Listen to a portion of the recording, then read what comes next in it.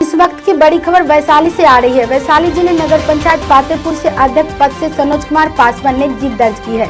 वहीं सनोज कुमार पासवान ने कुल 2599 मत प्राप्त किए, जिसमें वे 433 मत से विजयी हुए।